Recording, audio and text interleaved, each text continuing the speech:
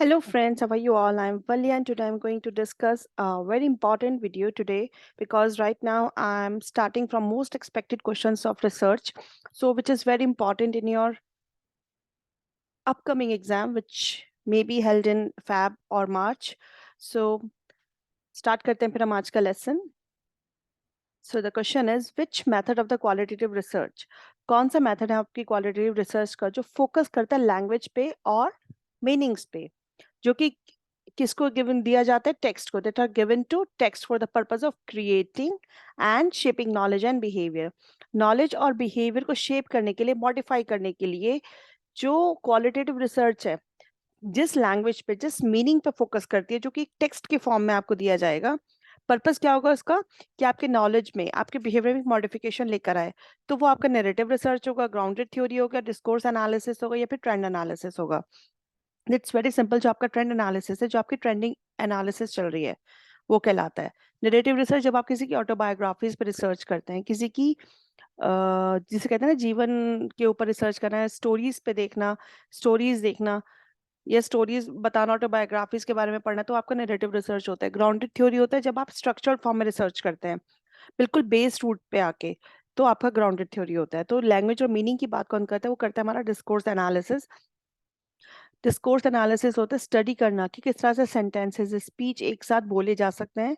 Text बनाने के लिए इंट्रैक्शंस के लिए जो आपके सोशल वर्ड में सबसे ज़्यादा यूज होता है तो ये कहा गया है कि जो डिस्कोर्स एनालिसिस होती है वो सिर्फ स्टडी ऑफ लैंग्वेज नहीं होता लेकिन आप exactly but a way of looking at language as well कि आप लैंग्वेज को किस तरह से देख रहे हैं उसका मीनिंग किस तरह से निकाल रहे हैं डिस्कोर्स एनालिसिस उसको कहते हैं तो आंसर हो जाएगा हमारा डिस्कोर्स एनालिसिस नेक्स्ट क्वेश्चन है हमारा a teacher finds that the distribution of scores for a self-made test is positively skewed. Teacher क्या देख रहा है कि जो उसका उसने टेस्ट बनाया था उस टेस्ट का जो रिजल्ट आ रहा है वो बिल्कुल पॉजिटिवली स्क्यूड आ रहा है आपको बताना है कि क्या डिफिकल्टी लेवल होगा उसके टेस्ट का जो उसने बनाया है इस बेसिस पे आप कैसे जज करेंगे अगर उसका जो ग्राफ आ रहा है वो पॉजिटिवली स्क्यूड आ रहा है तो आपको बताना है कि उसने टेस्ट लेवल कैसा बनाया है टेस्ट लेवल इजी है मॉडरेट है लो है डिफिकल्ट है तो ये हम देख सकते हैं ये पॉजिटिव स्क्यूड आपके पास ग्राफ गिवन है जिसमें टेल की बेसिस पे देखा जाएगा दैट मींस जो टेल आ रही है वो किस तरफ आ रही है आपकी राइट स्क्यूड है ये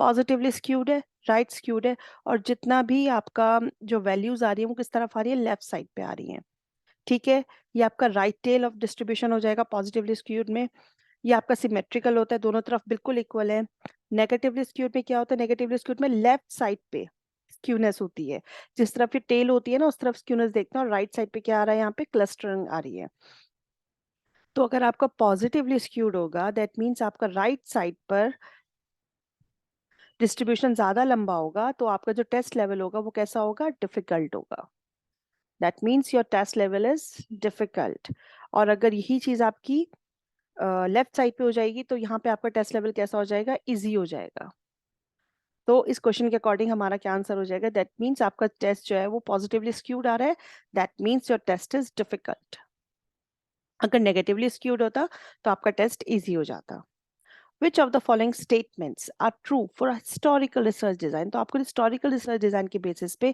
statements बतानी है historical research design मतलब जब आप past experiences पे research करते हो second primary data लेके सेकेंडरी डाटा लेके आप देखते हो रिव्यू करते हो लिटरेचर को तो कहीं ना कहीं रिसर्च आपकी कैसी होती है क्वालिटेटिव रिसर्च होती है आपकी तो एक बार इन स्टेटमेंट्स को हम देख लेते हैं mostly based on qualitative data बिल्कुल ठीक बात है क्योंकि आप डाटा लेके उस पर रिव्यू करते हो लिटरेचर को इसमें हाइपोथेसिस टेस्टिंग नहीं होती है क्योंकि पास्ट इवेंट्स पे बनी हुई होती है फाइंडिंग्स नहीं ये सब चीजें हम किस में करते हैं जो आपकी एक्सपेरिमेंटल रिसर्च होती है findings can be generalize to other situations ये आप हिस्टोरिकल रिसर्च डिजाइन में नहीं करते क्वांटिटेटिव रिसर्च में करते हैं ये चीजें आप data are examine for the validity and authenticity that mean जब आप रिव्यू ऑफ लिटरेचर करते हैं तो आप देखते हैं कि जो आपका डाटा है जो आपको इन्फॉर्मेशन मिल रही है वो वैलिड है कि नहीं है ऑथेंटिक है कि नहीं है बिल्कुल ठीक बात है जो कंटेंट आपको दिया जाता है वो डाटा ट्रीटमेंट के बेसिस पे आप उसको यूज करते हैं दैट मीन्स जो कंटेंट गिवन है उसको आप चेक करते हैं जो ऑलरेडी डाटा गिवन होता है उसको आप वैलिडिटी चेक करते हैं ऑथेंटिसिटी चेक करते हैं तो इसके अकॉर्डिंग आपका A D N it's your correct answer but B और सी आपके क्वांटिटेटिव के हिसाब से होंगे तो ये गलत हो जाएंगे क्योंकि जो आपकी हिस्टोरिकल रिसर्च डिजाइन है वो क्वालिटेटिव है क्वालिटेटिव रिसर्च है तो हमारा A D N is your correct answer next question which is very important, अभी मैंने इसको डिस्कस किया था. Which of the following research design utilize data from individuals, autobiographies and personal talks. ये किस में आएगा? अभी हमने पढ़ा था, ये किस में आता है आपका? नैरेटिव रिसर्च डिजाइन में. केस स्टडी जब आप किसी की इन डेप्थ स्टडी करते हैं. एथनोग्राफिक किसी की डिपिक्टेड लाइव हिस्ट्रीज वगैरह को देखना, किसी के उस पर रिसर्च करना, this is your ethnographic design. तो आंसर क्या होगा इसका हमारा? Narrative research design. Next very important measurement scales आपको गिवन है. आपको इंक्रीजिंग ऑर्डर में लगाना है. उनकी एक्यूरेसी के बेसिस पे, प्रिसीजन के बेसिस पर नंबर ऑफ ऑपरेशंस कैसे यूज किए जाते हैं. रेशियो आपका सबसे ट्रू स्केल माना जाता है, तो रेशियो सबसे लास्ट में आएगा. फर्स्ट आता है आपका नॉमिनल. नॉमिनल में आप क्या करते हो? मेजरमेंट स्केल में आप क्लासिफाई करते हो नेम्स के बेसिस पे. ऑर्डिनल जब आप चीजों को ऑर्डर में लगाते हैं. इंटरवल, इंटरवल प्रॉपर इंटरवल जो होता है उसके बेसिस पे जब आप चीजों को क्लासिफाई करते लगाते हैं. रेशियो आपका ट्रू स्केल होता है. तो अगर इंक्रीजिंग ऑर्डर में देखा जाए तो nominal, ordinal, interval and ratio scale, ये आपका इंक्रीजिंग ऑर्डर आता है आपका. तो इसके अकॉर्डिंग आपका fourth option is your correct answer. Next question, which is very important, which of the following research design is the most appropriate for depicting lived experiential realities? आपको research design बताना है जो कि मोस्ट अप्रोप्रिएट है किस चीज के ऊपर? कि लाइव डिपिक्ट करने के ऊपर, एक्सपीरियंशियल एक्सपीरियंस के बेसिस पे, एक्सपीरियंस की रियलिटीज के बेसिस पे आप कैसे लोगों की लाइफ को डिपिक्ट करते हैं, कैसे. तो ये आप एक कंप्लीट फिनोमिना को स्टडी कर रहे हैं. यहाँ पे ना तो आप केस स्टडी कर रहे हैं, क्योंकि यहाँ पे आप बहुत सारे लोगों की लाइव एक्सपीरियंस को देख रहे हैं. नैरेटिव भी नहीं होगा, ये ग्राउंडेड थ्योरी भी नहीं होगा. तो ये आपका क्या हो जाएगा? फिनोमिनोलॉजिकल डिजाइन हो जाएगा, कि आप एक फिनोमिना पे रिसर्च कर रहे हैं, उसके ऊपर आप डिजाइन बना रहे हैं. तो phenomenological design is your correct answer. Next question है हमारा, in which of the following the main purpose of research is to formulate generalisations leading to theory building. आपको बताना है जब आप जनरलाइज करते हो अपने रिसर्च को, जब मेन पर्पस होता है आपका रिसर्च का, फिर आप थ्योरी बिल्ड करते हो. दैट मीन जब आपका कंप्लीट काम हो जाता है फिर आप पूरा थ्योरी बिल्ड करते हो. तो ये आप कब करते हो? जब आप फिनोमिनोलॉजी देखते हो with subjective frame of reality, या पार्टिसिपेंट ऑब्जर्वेशंस देखते हो, सिंबॉलिक इंटरेक्शन. नहीं, ये सब क्वालिटेटिव का आता है. एक्सपेरिमेंट्स करना, कंट्रोल एंड मैनिपुलेट करना वेरिएबल्स को देखने के लिए, तब आप जाके थ्योरी बिल्ड करते हो. ये आपकी क्वांटिटेटिव रिसर्च होती है, जो आपकी एक्सपेरिमेंटल रिसर्च होती है. तो आंसर हो जाएगा इसका हमारा फोर्थ. नेक्स्ट क्वेश्चन है हमारा, the combination of different approaches. Question को अच्छे से पढ़ेंगे. कॉम्बिनेशन किसका बता रहा है? डिफरेंट अप्रोचेस का. किस लिए? वैलिडेट करने के लिए इंफॉर्मेशन को, स्ट्रेटेजीज को, and results in a research studies technically known as. जब आप डिफरेंट अप्रोचेस को लेके इंफॉर्मेशन को देखते हो, वैलिड करते हो, स्ट्रेटजीज बनाते हो, और अपनी रिसर्च स्टडी में रिजल्ट्स लेकर आते हो, तो वो कौन सी कहलाएगी आपकी? Meta analysis, trend analysis, triangulation, या फिर क्रॉस वैलिडेशन.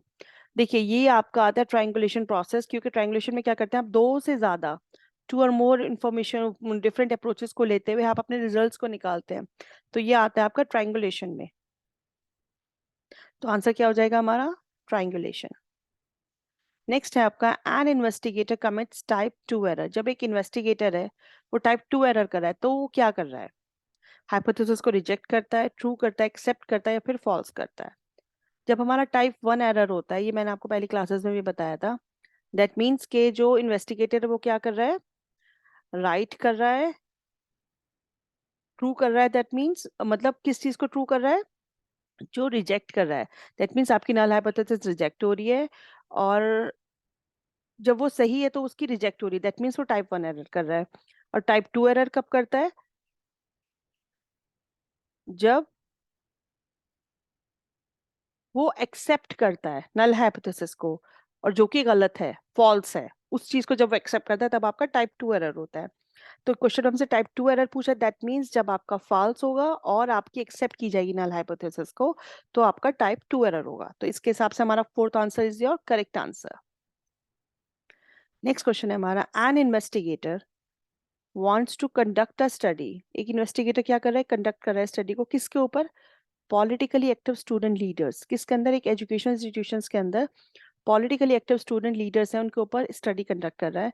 तो आपको बताना है कौन सा मेथड ऑफ सैम्पलिंग इसके लिए सबसे अप्रोप्रिएट रहेगा. जब आपने डिसाइड कर लिया सिलेक्ट कर लिया अपना सैंपल कि आपको किसके ऊपर स्टडी करना है, that means there you have a purpose. Sampling का आपके पास एक पर्पस है कि आप किस बेसिस पे सिलेक्ट कर रहे हो, किस बेसिस पे आप अपना सैंपल बना रहे हो। तो यहाँ क्या हो जाएगा आपका purposive sampling, that means you have a purpose on research, for research. तो ये आपका पर्पसिव सैम्पलिंग हो जाएगा। नेक्स्ट क्वेश्चन है हमारा, इन अ रिसर्च स्टडी वेरिएबल, जो वेरिएबल्स आप लेते हो अपने रिसर्च स्टडी में जो कि डायरेक्टली ऑब्जर्वेबल नहीं है, लेकिन but whose effect is inferred on the dependent variable, लेकिन डिपेंडेंट वेरिएबल पे उस पर कहीं ना कहीं उसका इफेक्ट देखा जा रहा है, तो वो क्या, कौन सा वेरिएबल कहलाएगा? Extraneous variable, moderator variable, intervening variable, या फिर treatment variable? It is very clear कि जो दिखाई नहीं दे रहा है लेकिन उसका इफेक्ट हो रहा है, दैट मीन्स वो इंटरवेनिंग वेरिएबल है। एक्सट्रेनियस वेरिएबल्स वो होते हैं जो नॉइज करते हैं, जिसकी वजह से आपके रिसर्च में प्रॉब्लम आती है, नॉइज हो गई, कोई भी इन्वायरमेंटल प्रॉब्लम आ गई, कोई भी और ऐसी प्रॉब्लम आ गई। लेकिन जो इंटरवेनिंग वेरिएबल होता है जो डायरेक्टली ऑब्जर्वेबल नहीं होता लेकिन कहीं ना कहीं वो इफेक्ट डाल रहा होता है आपकी रिसर्च में। सो आंसर क्या हो जाएगा इसका हमारा? Intervening variable. So thank you friends for your attention, stay blessed and enjoy learning. और ये था आपका लेसन एंड आई विश कि आपके लिए काफी हेल्पफुल हो फॉर द रिवीजन पर्पस। और इससे नेक्स्ट लेसन में भी मैं कुछ आपके लिए अच्छे क्वेश्चंस लेके आऊंगी। So stay blessed, enjoy learning and see you soon with the next video.